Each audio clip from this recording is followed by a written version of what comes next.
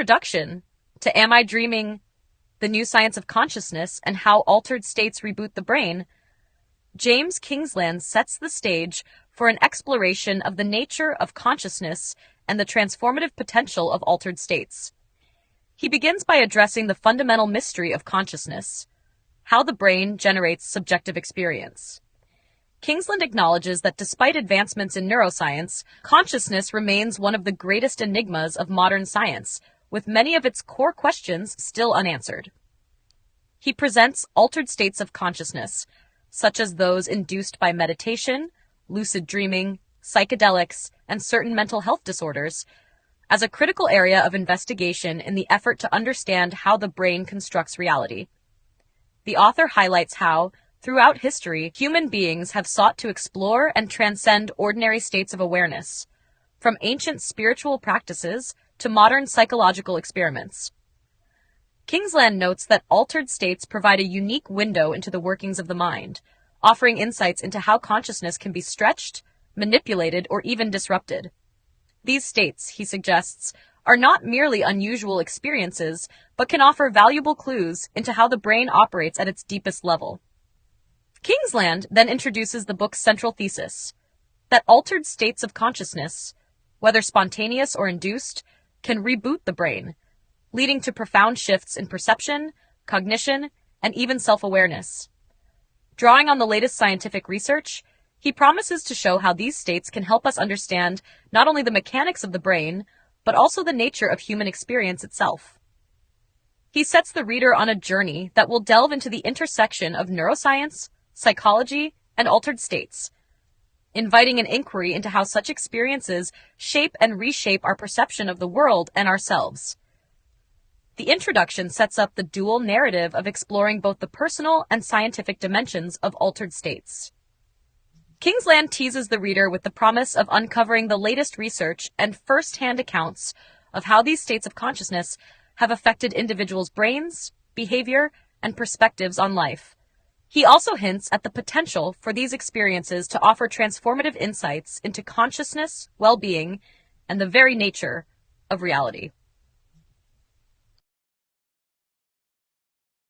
In Chapter 1 of Am I Dreaming? The New Science of Consciousness and How Altered States Reboot the Brain, titled Magical Thinking, James Kingsland delves into the concept of altered states of consciousness by exploring the phenomenon of magical thinking. He begins by examining how magical thinking, believing that one's thoughts, words, or actions can influence the world in ways beyond rational cause and effect, is a fundamental part of human psychology and culture. From childhood imagination to cultural rituals, magical thinking is something that appears universally across different societies and eras. Kingsland introduces the idea that magical thinking often arises when we encounter situations that we cannot easily explain through logic or reason. In these instances, the mind may seek a form of understanding or control over circumstances by believing in supernatural or irrational causality. He highlights that magical thinking is often a part of mystical experiences, where the boundaries of the ordinary world seem to dissolve, and reality appears to bend or shift. While it is often dismissed in modern scientific circles, magical thinking has a rich history in religious and spiritual traditions, where it has been used as a tool for transcending the limitations of the everyday world. To understand the role of altered states in this type of thinking, Kingsland explores how specific practices and experiences, such as meditation, dreaming, and psychedelic experiences, can trigger a suspension of ordinary cognitive processes. He illustrates this with examples from various cultures, where individuals use altered states to gain insight, perform healing, or connect with a higher power. These altered states often produce a sense of magic or transcendence, where the ordinary rules of the physical world seem to no longer apply, and extraordinary phenomena appear possible. Kingsland then shifts to discussing the relationship between magical thinking and the brain. He explains how certain areas of the brain, particularly those involved in pattern recognition and the construction of reality, are activated in altered states. In these states, the brain becomes less focused on the rigid structures of the ordinary world and more open to fluidity, imagination, and metaphor. The brain's default mode network, which is active when the mind is at rest, plays a key role in these experiences, as it allows for the blending of internal thoughts and external stimuli, creating a reality that can seem both mystical and irrational. Kingsland also introduces the idea that magical thinking can sometimes be harmful, particularly when it leads individuals to believe in unrealistic or dangerous outcomes. However, he emphasizes that altered states and magical thinking can also have beneficial effects on the brain, such as promoting creativity, enhancing problem-solving abilities, and providing deep personal insights. He points to modern psychological therapies like cognitive behavioral therapy, CBT, and mindfulness-based interventions as examples of how techniques inspired by altered states can be used to help individuals reframe their thoughts and overcome mental challenges. The chapter concludes by setting up the central argument of the book that altered states of consciousness, whether induced by meditation, psychedelics, or dream states, offer us a glimpse into the hidden processes of the brain and can lead to profound transformations in how we perceive the world and ourselves. Kingsland invites readers to consider how these magical experiences, often dismissed as irrational, are, in fact, deeply connected to the workings of the mind, and may hold the key to unlocking new dimensions of consciousness. In this opening chapter, Kingsland establishes a bridge between the mystical or magical aspects of consciousness and the emerging scientific understanding of the brain. He suggests that by studying altered states, we can uncover the hidden mechanisms that shape our experience of reality, offering new insights into the brain's capacity for creativity, perception, and transformation. In Chapter 2 of Am I Dreaming? The New Science of Consciousness and How Altered States Reboot the Brain, titled The Brain Constructing Reality, James Kingsland expands on the scientific foundations of how the brain constructs our experience of reality. This chapter serves as a deep dive into the mechanisms behind consciousness and the brain's role in shaping our perception of the world. Kingsland begins by addressing one of the central questions of neuroscience and philosophy. How does the brain create the experience of consciousness? He introduces the idea that the brain does not simply passively receive information from the outside world, but actively constructs and interprets that information, creating a personalized version of reality. The brain's perception of the world, Kingsland argues, is not a direct reflection of external reality, but a model built from sensory inputs, memories, and predictions.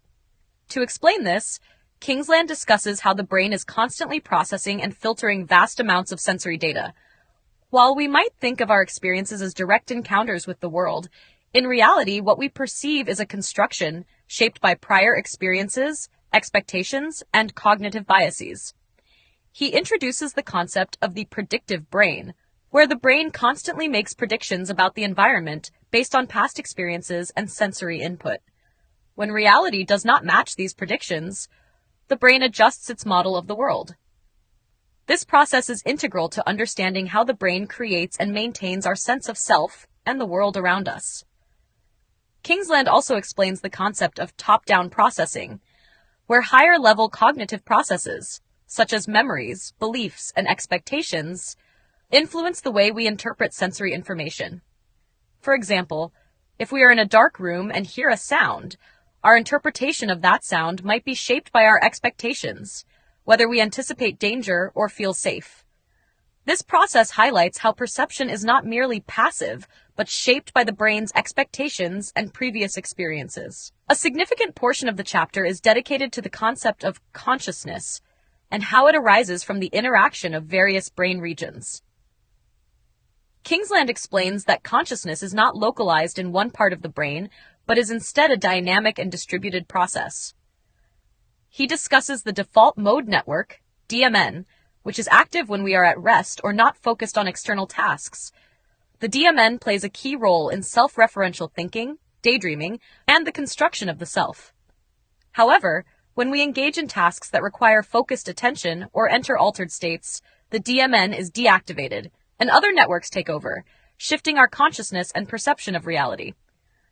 The chapter also addresses how altered states of consciousness, such as those induced by meditation, psychedelics, or dream states, can disrupt or reboot these normal brain processes. Kingsland argues that these states can offer valuable insights into the workings of the brain by temporarily breaking down the usual filters and assumptions that shape our reality. In such states, the brain becomes more fluid and open, allowing for novel ways of perceiving the world and self. This rebooting of the brain's cognitive processes can lead to profound changes in how individuals experience themselves and their environment, offering the possibility of new insights, creativity, and altered perceptions of reality. Kingsland then moves to discuss how brain imaging techniques, such as functional magnetic resonance imaging, fMRI, have allowed scientists to observe the brain in action during various states of consciousness. These technologies have provided empirical evidence for how the brain reorganizes itself during altered states and how these changes can be linked to profound shifts in consciousness. The chapter concludes by reinforcing the idea that altered states are not simply mystical or irrational experiences, but provide a window into the brain's ability to construct and reconfigure reality. Kingsland emphasizes that understanding the brain's mechanisms in these states could help us understand not only the nature of consciousness, but also the potential for transformation and self-improvement through practices like meditation and other mind-altering techniques.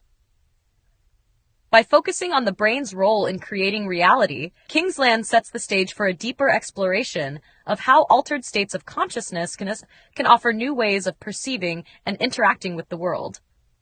He argues that these states, often dismissed as unscientific or irrational, are actually key to understanding the full potential of the human mind.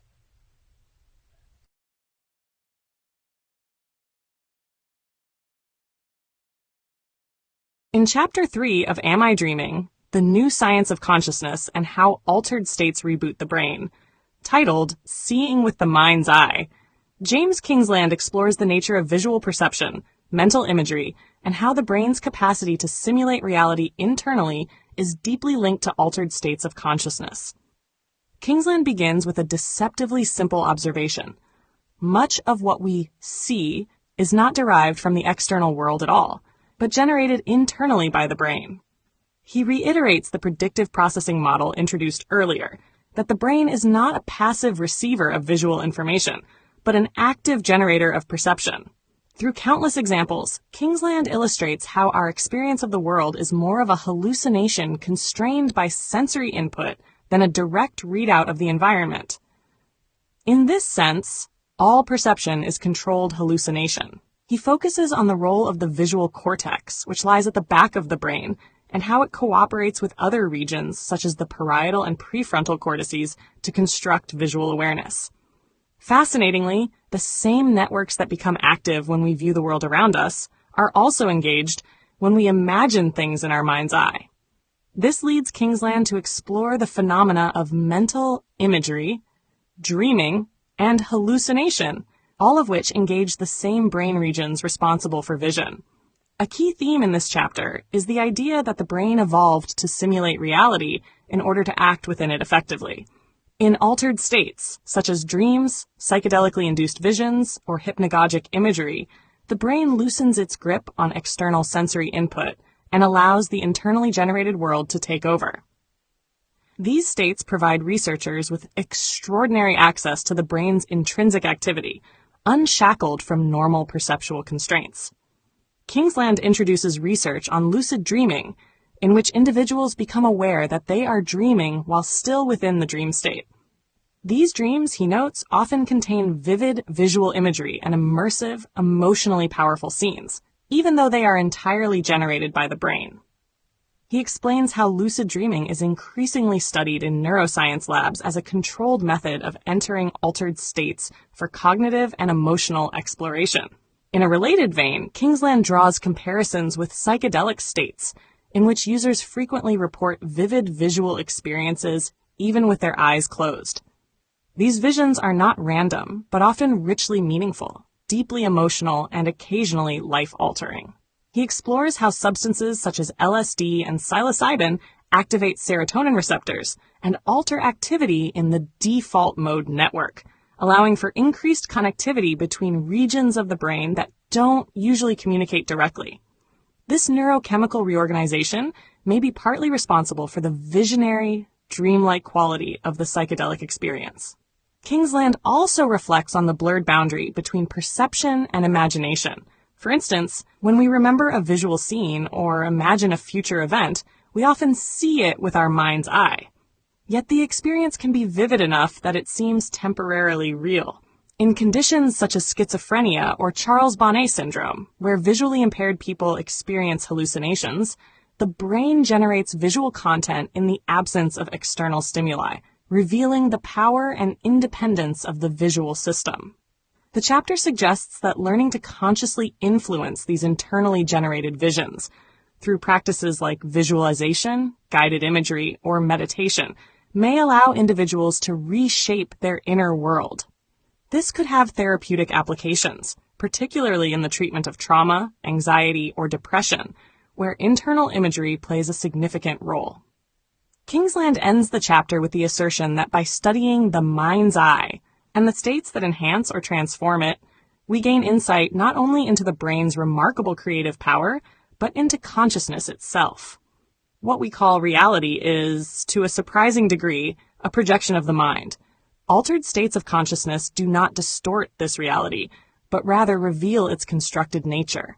Far from being mere illusions, these states uncover the deep architecture of perception and the mysterious fluidity of the human mind.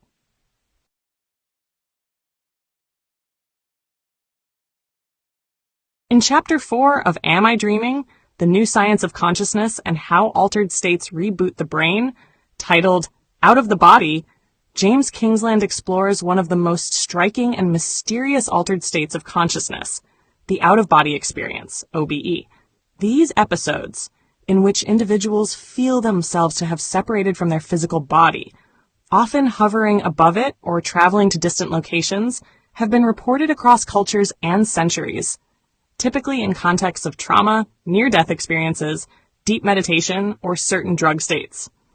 Kingsland opens the chapter with vivid personal accounts of OBEs, some from people who were near death in hospitals, others from those experimenting with sensory deprivation or psychedelic substances. What these stories share is a profound sense of disembodiment and a shift in perspective, where the person no longer feels anchored in their physical body, but perceives the world from a new vantage point. Many describe the experience as hyper-real, imbued with clarity, calm, and sometimes a spiritual or mystical quality. Rather than dismiss these accounts as hallucinations or supernatural occurrences, Kingsland takes a neuroscientific approach. He explains how OBEs likely arise from disruptions in the temporoparietal junction, TPJ, a region of the brain involved in integrating sensory signals from the body to maintain a coherent sense of self-location and bodily ownership. When this system is disturbed by trauma, neurological lesions, or artificially via electrical stimulation, the brain's internal model of where the body is located can break down. The result? The sense of self detaches from the physical body and adopts a new spatial position. To illustrate this, Kingsland references neurological studies, including those by Olaf Blanke and colleagues in Switzerland, who have been able to induce out-of-body sensations in controlled settings by stimulating the TPJ. These experiments show that what we take to be a unified, grounded experience of inhabiting a body is in fact the result of finely balanced neural processes. Alter these processes, and the self can float away, quite literally, from the body. Kingsland then delves into related phenomena, such as autoscopy, seeing one's own body from an external perspective, and heutoscopy, where a person not only sees their double, but may have difficulty deciding which body is the real one. These experiences, often associated with epilepsy or migraines, further reveal the brain's delicate construction of the bodily self. Importantly, Kingsland does not argue that OBEs are mere illusions. Instead, he proposes that they reflect the flexibility of consciousness itself and the brain's capacity to model experience in dramatically different ways under altered conditions. From a scientific perspective, they open a window onto how the brain creates the sense of a first-person perspective, something so basic that we rarely notice it until it dissolves. The chapter also touches on the cultural and religious interpretations of OBEs, Many traditions interpret them as evidence of a soul or subtle body capable of leaving the physical form. Kingsland does not endorse these metaphysical views, but shows how science can now explain many of the features of OBEs without resorting to supernatural claims.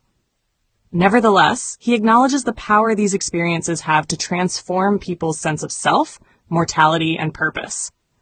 For some, an OBE can be a life-changing encounter, leading to lasting spiritual insight, reduced fear of death, or a profound revaluation of what consciousness is. He ends the chapter by suggesting that OBEs highlight a crucial theme running through the book, that our sense of self and body is not fixed or inevitable, but constructive, and therefore malleable. Altered states, whether triggered by injury, meditation, or psychedelics, have the power to reveal that the I we identify with is not a stable entity, but a shifting pattern of neural signals and internal models. When these models break down or reorganize, consciousness can enter radically new terrain. In essence, Chapter 4 presents the out-of-body experience not as a fringe curiosity, but as a key to understanding how consciousness operates when freed from the normal constraints of bodily awareness. It offers a compelling blend of neuroscience, first-person testimony, and philosophical reflection, suggesting that what we experience as the self is far more fragile, mysterious, and expansive than we usually imagine. In Chapter 5 of Am I Dreaming? The New Science of Consciousness and How Altered States Reboot the Brain, titled The Shattered Self, James Kingsland turns to the nature of the self, what it is, how it forms, and how it can break apart under certain altered states of consciousness. This chapter deepens the inquiry into how the brain constructs not only reality, but also the ongoing experience of being a self, and what happens when that construction unravels. Kingsland begins by introducing the concept of ego dissolution, a hallmark of certain altered states, particularly those induced by psychedelics, deep meditation, or intense spiritual practice. In this state, the usual sense of being a separate, bounded self dissolves, often giving way to feelings of unity with the world, with other people, or with the universe at large. While this experience can be euphoric and expansive, it can also be disorienting or frightening if the loss of self feels like annihilation rather than liberation. To frame this scientifically, Kingsland explores the default mode network, DMN, in more detail. As discussed in earlier chapters, this network is a set of interconnected brain regions that is especially active during self-referential thinking, when we are reflecting on ourselves, recalling memories, daydreaming, or imagining the future. The DMN, in essence, supports the narrative of the self, the constant stream of me, mine, and I am. In ordinary waking life, the DMN helps knit together a sense of continuity and identity. However, during altered states, especially under the influence of classic psychedelics like psilocybin or LSD, this network can temporarily go offline. Neuroimaging studies show that when the DMN's activity diminishes, other brain networks become more interconnected and synchronized in novel ways. This breakdown of the DMN's dominance correlates with the experience of ego dissolution, where the boundaries between self and world blur or vanish altogether. Kingsland connects this to ancient contemplative traditions, such as Buddhist meditation, which explicitly aim to weaken the grip of the ego and reveal a more expansive, interconnected mode of awareness. Long-term meditators, particularly those practicing non-dual awareness or insight meditation, often describe experiences similar to those induced by psychedelics: the loss of a separate self, a sense of timelessness, and deep emotional clarity or bliss. He also examines the therapeutic implications of ego dissolution. Studies from clinical trials using psychedelics for depression, anxiety, and addiction suggest that temporarily loosening the self-structure can lead to lasting psychological transformation. By disrupting rigid patterns of self-related thought, particularly those tied to self-criticism, trauma, or obsession, the mind can reorganize in more flexible and compassionate ways. In this sense, ego dissolution is not the destruction of the self, but its reconfiguration. However, Kingsland is careful to note that ego dissolution is not always positive. In vulnerable individuals, it can lead to psychological distress, confusion, or even psychotic breaks. The self, for all its limitations, provides structure and coherence to human experience. When that structure collapses too quickly or completely, it can be destabilizing. Thus, he stresses the importance of context, support, and integration when working with altered states, especially in clinical or spiritual settings. The chapter also briefly touches on dissociative disorders and psychosis, where the self can fragment not as a means of liberation, but as a symptom of mental illness. These cases, too, shed light on how the self is constructed and maintained, and what happens when that system goes awry. Kingsland concludes the chapter by returning to a central idea, that the self is not a fixed entity, but an ongoing process, a story the brain tells about the body, the past, and the world. Altered states of consciousness expose the fluidity of this story.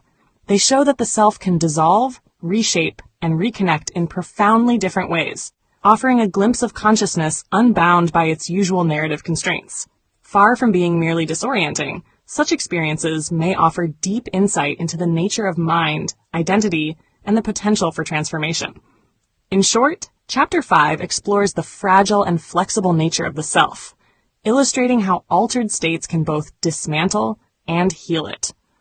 Through the lens of neuroscience, psychology, and contemplative practice, Kingsland presents ego dissolution not as a breakdown, but as a gateway, one that leads to new understandings of who or what we really are. In Chapter 6 of Am I Dreaming? The New Science of Consciousness and How Altered States Reboot the Brain, titled The Dreaming Brain, James Kingsland explores one of the most universal and mysterious altered states, dreaming. Here, he delves into the neuroscience of sleep and dreams, and how these nightly experiences offer crucial insight into the nature of consciousness and the construction of reality. Kingsland opens the chapter by pointing out that for all their strangeness, dreams are something we all experience. Every night, our brains enter a state in which we perceive vivid imagery, emotions, and sometimes complex narratives, all without any input from the external world. In dreams, we see, hear, move, and feel, despite our bodies being still and our eyes closed. This phenomenon offers a powerful demonstration of the brain's capacity to simulate reality entirely internally. He focuses in particular on REM sleep, rapid eye movement, the phase of sleep most associated with vivid dreaming. Neuroimaging studies show that during REM sleep, brain activity increases significantly in regions associated with visual processing, emotion, and memory, such as the occipital cortex, limbic system, and parts of the prefrontal cortex, while other areas, particularly those responsible for rational thinking and self-monitoring, remain relatively quiet. This pattern helps explain why dreams are often emotional, surreal, and only loosely bound by logic or chronology. A major theme of the chapter is the idea that dreaming and waking consciousness are not as distinct as they might seem. Kingsland argues that both are forms of internally generated predictive processing. The difference is that while awake, the brain's predictions are constantly constrained and corrected by external sensory input. During dreaming, the sensory world is largely shut out, leaving the brain free to generate an unconstrained simulation based on memories, emotions, and latent associations. He draws connections between dreaming and hallucination, noting that both involve the experience of perceiving things that aren't present. The distinction is not one of kind, but of context and control. Dreams are hallucinations in a safe, sleeping brain. Psychedelic visions are hallucinations in a waking one. In both cases, the brain is doing what it always does, generating models of the world. It's just that the filters and constraints have changed. Kingsland also introduces the concept of lucid dreaming, in which the dreamer becomes aware that they are dreaming, and in some cases, gains control over the dream. This phenomenon fascinates neuroscientists because it appears to involve the reactivation of parts of the prefrontal cortex, essentially allowing metacognitive awareness to reemerge during REM sleep. Lucid dreaming demonstrates that consciousness is not entirely offline during dreaming. Rather, it is altered in a specific and instructive way. The chapter also explores how dreams play a role in memory consolidation, problem solving, and emotional processing. Research suggests that during sleep, the brain integrates new information, weakens unnecessary neural connections, and simulates social and emotional scenarios, allowing us to process experiences and reduce psychological distress. Kingsland notes that people who dream more vividly or lucidly often score higher on creativity tests and may have more flexible or associative modes of thinking. Importantly, Kingsland relates dreaming to the broader theme of ego and self-construction. In dreams, our sense of self can shift dramatically. We may become other people or experience events from multiple perspectives. Time and space become fluid. These shifts illustrate how our waking identity is a cognitive construct that can be modified or dissolved, even outside of conscious control. As with earlier chapters, Kingsland ties dreaming to spiritual and philosophical traditions. Many contemplative practices, particularly in Tibetan Buddhism, place great emphasis on dream states as a form of inner training.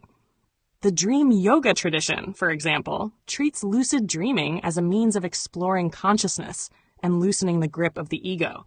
In these practices, the dream state becomes a kind of laboratory for the mind.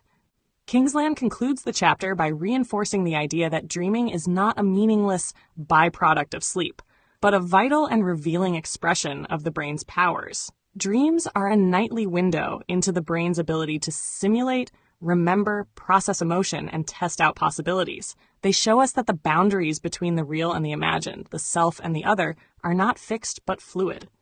In this way, dreams serve as a natural altered state, one that reminds us, again and again, that consciousness is both more fragile and more expansive than it seems. Chapter 6, then, brings the reader full circle to the book's core insight, that by studying altered states like dreams, we learn not just about exceptional experiences, but about the everyday workings of consciousness itself. In Chapter 7 of Am I Dreaming? The New Science of Consciousness and How Altered States Reboot the Brain, titled Becoming Nobody, a First Day, James Kingsland turns his attention fully to the ancient contemplative practices, particularly those rooted in Buddhist traditions, that seek to strip away the illusion of a fixed, permanent self. This chapter weaves together insights from neuroscience, psychology, and spiritual philosophy to explore how meditation, especially when sustained over time, can induce profound shifts in consciousness, akin to those experienced through psychedelics, dreaming, or trauma, but with more stability and intention. Kingsland begins by referencing a well-known phrase from the late American spiritual teacher Ram Dass, becoming nobody. This idea, which sounds paradoxical or even nihilistic from a Western standpoint, is a central tenet in Eastern contemplative traditions. The self, in this view, is not a thing but a process, constructed moment by moment through thoughts, memories, sensations, and social roles.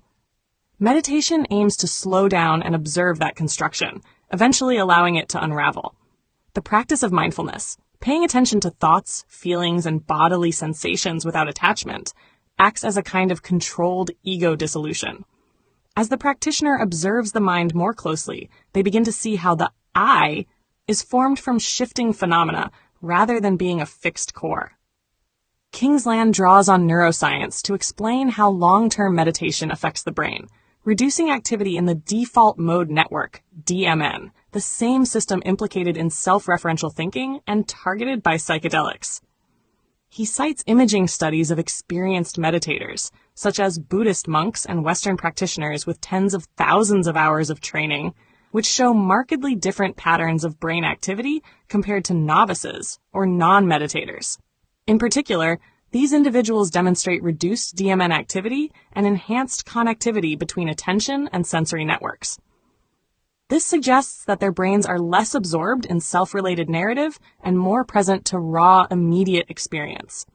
Kingsland compares these findings to the effects of psilocybin and other classic psychedelics. In both cases, the suppression of the DMN leads to a collapse, or at least a softening, of the narrative self. Yet meditation differs from psychedelics in one crucial respect. It unfolds gradually and with increasing volition. Whereas psychedelics often produce ego death by force, meditation allows the practitioner to become nobody by choice, gently and over time. This transformation, Kingsland explains, does not lead to a blank or passive state. On the contrary, it often results in a deeper engagement with the world, one marked by compassion, clarity, and flexibility. The diminished grip of ego allows space for more expansive states of consciousness, such as non-dual awareness, where the distinction between self and other dissolves. Equanimity, and even enduring psychological resilience. He brings in case studies of individuals who have experienced radical shifts in self-perception through meditation. Some describe losing the sense of being a doer behind actions, instead feeling that experience simply unfolds. Others recount moments of pure awareness without identity or boundary, a state of presence that many traditions describe as liberation or awakening. Kingsland is careful to stress, however, that this path is not without challenges. The process of dismantling the ego can stir up deep-seated psychological material, unprocessed trauma, grief, fear. For this reason, he emphasizes the importance of ethical grounding, community support, and guidance from experienced teachers.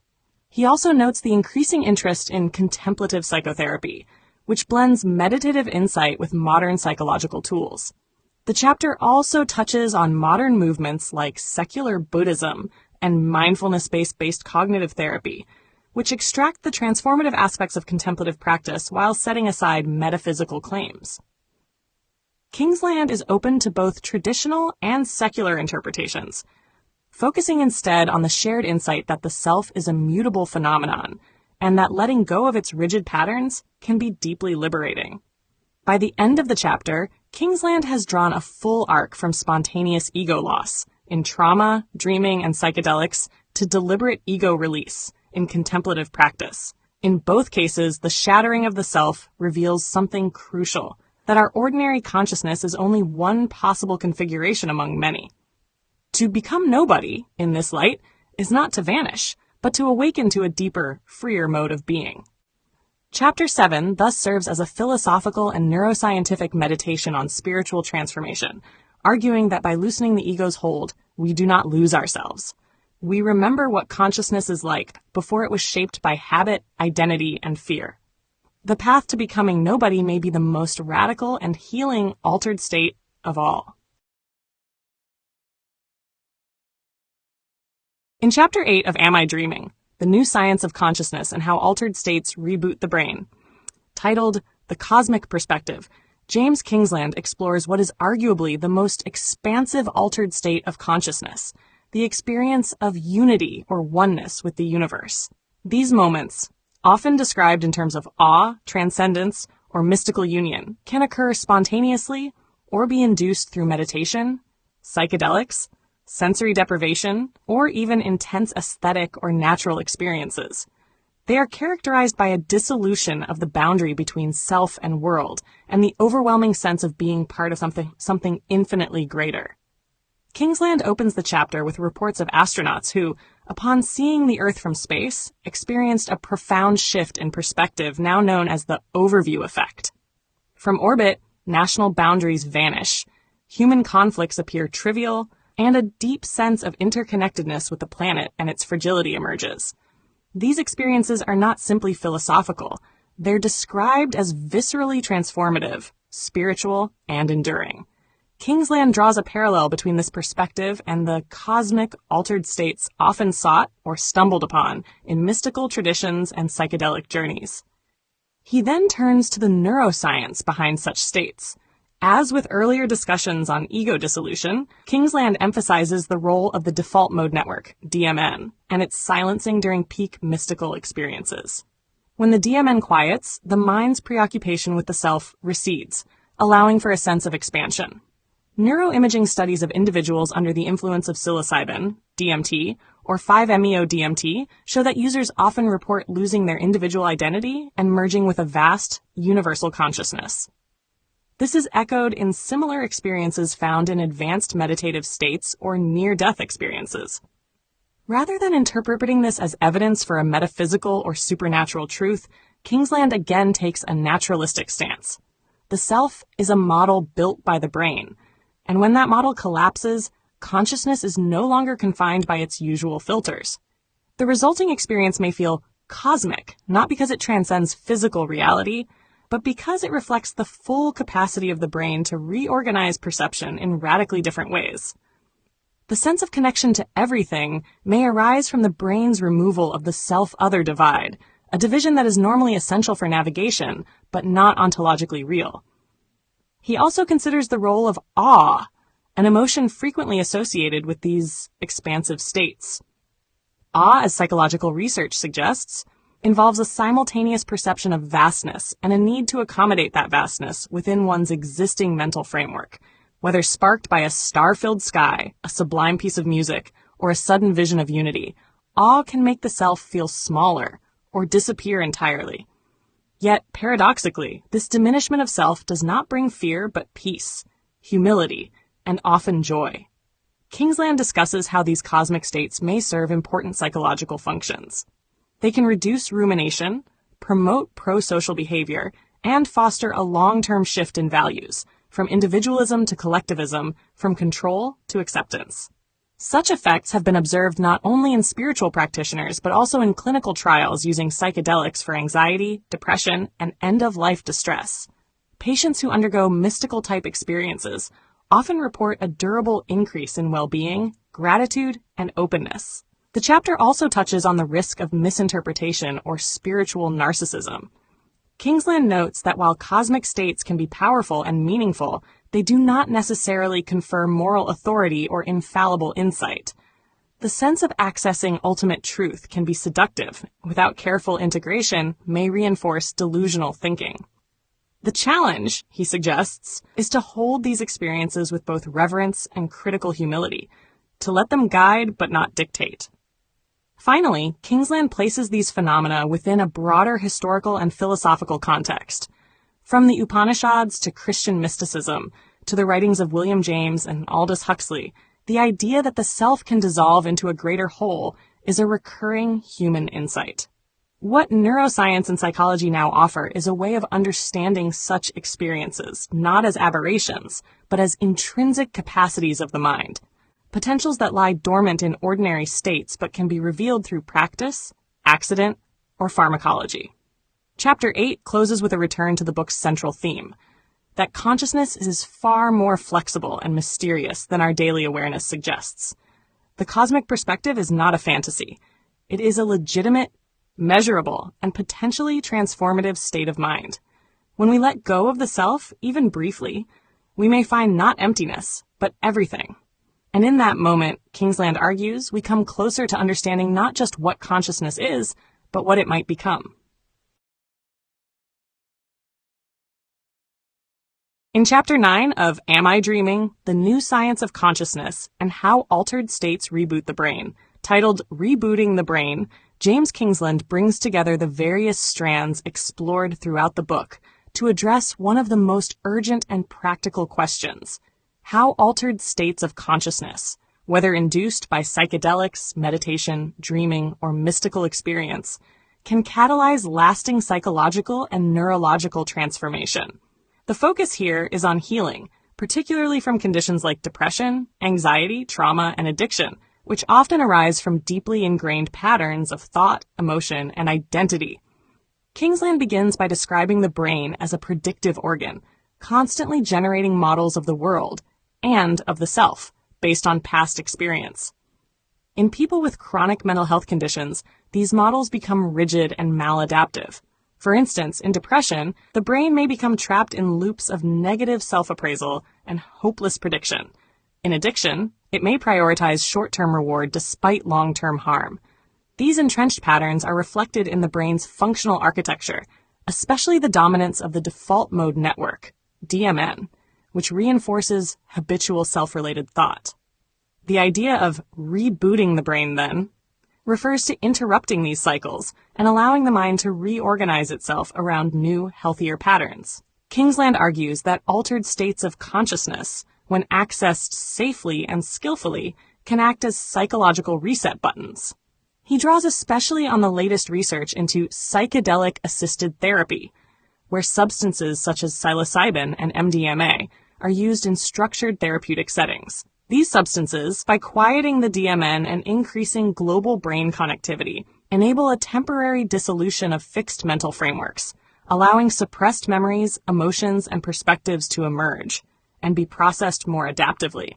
He presents evidence from clinical trials where patients suffering from treatment-resistant depression PTSD, or existential anxiety report not only short-term relief, but enduring changes in outlook, behavior, and mood after just 1 or 2 psychedelic sessions.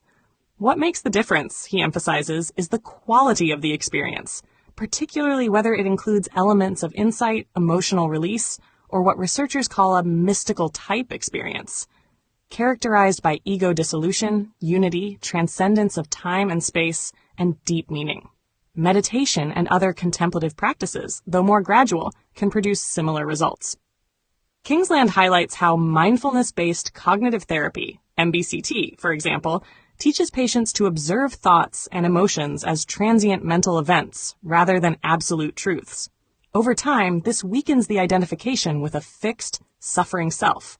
For many, sustained practice leads not only to symptom reduction, but to positive psychological growth, what some researchers refer to as post-traumatic growth. Dream work and lucid dreaming are also touched upon as tools for transformation. Dreams, especially when explored consciously, can surface unconscious material and provide metaphoric insight into unresolved issues. Lucid dreaming, in particular, offers a space for therapeutic rehearsal, where fears can be confronted, traumas reimagined, and a sense of agency recovered. Importantly, Kingsland discusses the necessity of integration, the process by which insights and shifts experienced during altered states are incorporated into everyday life. Without integration, even the most profound experiences may fade or become sources of confusion. This is where the therapeutic container, be it a clinical setting, a spiritual community, or personal reflection, becomes essential. Techniques like journaling, somatic work, psychotherapy, and ongoing contemplative practice help solidify and deepen the transformation. Kingsland also considers the societal implications of these findings.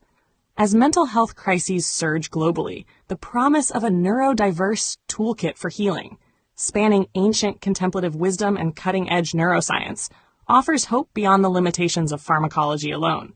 Yet he cautions against seeing altered states as panaceas. Setting, support, and ethics matter profoundly. Moreover, these tools are not substitutes for addressing the social and structural roots of suffering, such as inequality, trauma, and disconnection.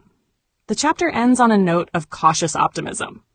Kingsland argues that if approached with humility and rigor, the science of altered states could lead to a new paradigm in mental health, one that views the mind not as a machine to be fixed, but as a dynamic, plastic, and meaning-seeking system. In rebooting the brain, we do not merely erase suffering. We may uncover new possibilities for selfhood, connection, and consciousness itself. Chapter 9, then, functions as the book's practical culmination. It shows how the insights gleaned from dreaming, meditation, psychedelics, and mystical experience are not just fascinating, they are actionable. When used wisely, altered states do not disconnect us from reality. They reconnect us, reshaping the mind in ways that are more flexible, open, and whole. In the epilogue of Am I Dreaming? The New Science of Consciousness and How Altered States Reboot the Brain, James Kingsland offers a contemplative and integrative reflection on the journey the reader has taken through the many layers of consciousness, altered states, and the evolving neuroscience that underpins them. This closing section draws together the philosophical, scientific, and spiritual threads woven throughout the book, and situates them within a broader existential and cultural context. Kingsland begins by returning to the fundamental question posed by the book's title, Am I dreaming? This question, once primarily philosophical or metaphysical, now carries empirical weight. As the book has argued, our waking experience is, in many ways, not so different from a dream. Both are constructions of the brain, interpretative, filtered, and shaped by internal models rather than direct access to objective reality. The real world, as we typically experience it, is mediated by perception, memory, and prediction.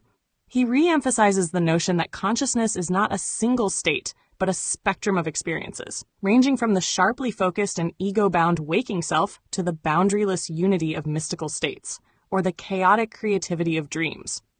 Rather than seeing these states as abnormal or marginal, Kingsland argues they are central to understanding the human condition. They reveal the mind's hidden architecture, its capacities for healing, insight, connection, and transformation. In the epilogue, Kingsland also reflects on the cultural and historical moment in which interest in altered states has surged. Meditation, psychedelics, lucid dreaming, and contemplative neuroscience are no longer fringe pursuits. They are increasingly part of a mainstream search for meaning, healing, and truth in an anxious, fragmented world. This shift, he suggests, may be both a reaction to modern life's alienation and a sign of deeper evolutionary potential. Just as Homo sapiens evolved the capacity for self-awareness, we may now be learning to step beyond the self, to reimagine who we are and how we relate to others. At the same time, Kingsland warns against escapism or spiritual bypassing. The value of altered states lies not merely in their novelty or intensity, but in their capacity to enrich our ordinary lives, to reduce suffering, deepen empathy, and bring clarity to the mind. The goal is not to live in a dream, but to awaken within the dreamlike nature of reality. He closes with a meditation on humility and wonder. For all our scientific advances, the mystery of consciousness remains vast. Why anything feels like anything, why subjective experience exists at all, continues to elude definitive explanation. Yet in exploring altered states, we glimpse that the answers may not lie solely in theory or measurement, but in direct, lived experience. Thus, the epilogue offers not a conclusion, but an invitation. Kingsland encourages readers to remain curious, open, and grounded as they continue to explore the frontiers of mind and self. Whether through meditation, mindful awareness, or encounters with the sublime, the path forward is not about leaving reality behind, but seeing it more clearly, perhaps for the first time. In this sense, to ask, "Am I dreaming?" is not to question the real, but to awaken more fully to it.